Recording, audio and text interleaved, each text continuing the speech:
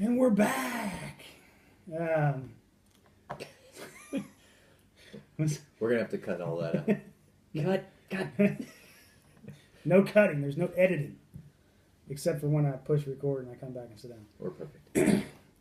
Anyways, so we just had the IPA, and the next one I'm pretty excited about.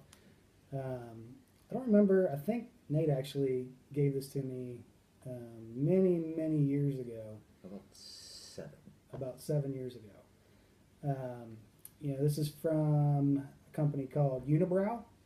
Think Anthony Davis, except spelled differently. It's UNIBROU.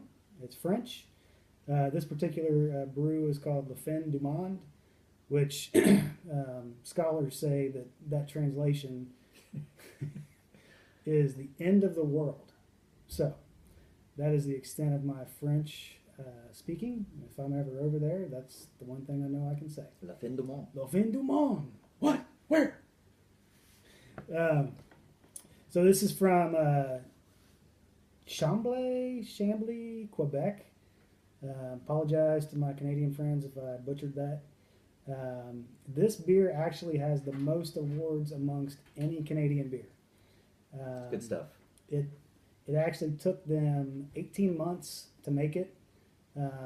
Brewed in 1994. So it's got a bit of a history to it. And it's one of the first beers, from what I read, to be actually brewed and fermented in the bottle. So kind of unique in that respect. I didn't know that. Now you know. Thank you. This is an education thing for both of us. Awesome. It takes about a 3 to 5 year aging process. So it spends a lot of time in that bottle. We're about to dump it into our glasses. After it's been sitting there for that long, I'm sure it's ready to be drank. So this is a Belgian style triple ale. It's 19 IBUs, so not nearly as hoppy as the last one we did, the IPA. But it's got a little kick to it, 9% ABV.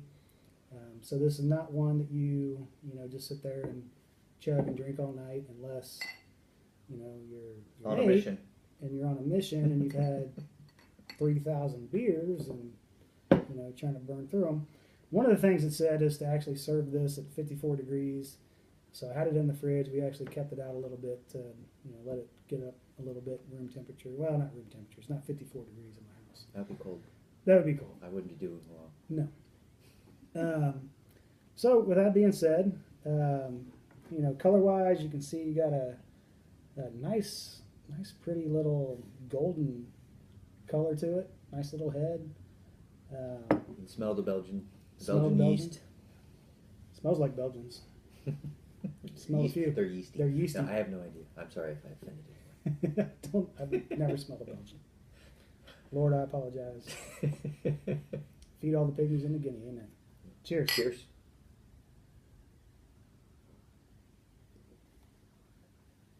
Oh man, it's as good as I remember from before. Almost a creamy texture. Very, yeah. With most Belgians, I don't know how to describe it other than it feels like little tingles, little beer fairies dancing around on your tongue. Beer fairies. They're delicious. If you've never met a beer fairy, I highly recommend you find one. They're great.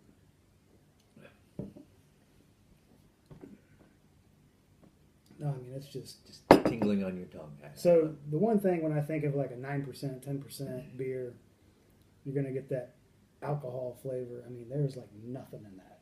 You don't get a kick in the teeth or anything like that. No, I mean, just super smooth, easy to drink, which could cause problems. I'd say this is probably one that they serve in the smaller little, sifter glasses or something like that. But excellent beer. I would imagine a lot of our friends up in the Chicago, South Bend area, this is probably something you've either had or you could easily get. So if they're all over. Yeah, probably California. I know our buddy Chris Saha out there probably can find this. Hey, Chris. Hey, Chris. If you haven't had this, Chris, go get it. Go get it. A few of them. Go get a few. Go get a few of them. yeah, I mean, we've got a couple good places around here we can get stuff like this, but but yeah, excellent beer. Highly recommend it. Rating wise, for me, it's not a 10. I'm giving it an 8.5. An 8.5? Yeah, a strong 8.5. I was gonna say 9, and I think that might be because of memories that I've had with this beer. That might be affecting my Tell us rating. about some memories. Well, it was the night we went out with a bunch of people. It was a big group of people. We went out. I think that was the night 7 years ago. That's crazy. That I had you try it. Oh, okay. That's not as good of a story as I thought it was. No, I'm not sharing the entire thing. Just good memories. So it's adding to my rating there. I'm gonna give it a 9. A 9. Mm-hmm. So as you can see, 8.5 and a 9. I don't rate everything high, and I'm sure Nate's not going to either. We're going to taste some garbage, but this is an excellent beer. So with that being said, we're going to, excuse me again. We're going to move on. We got bourbon tasting coming up next. If you'd like to tune into that video, but thank you for tuning in. Have a great evening. Good night.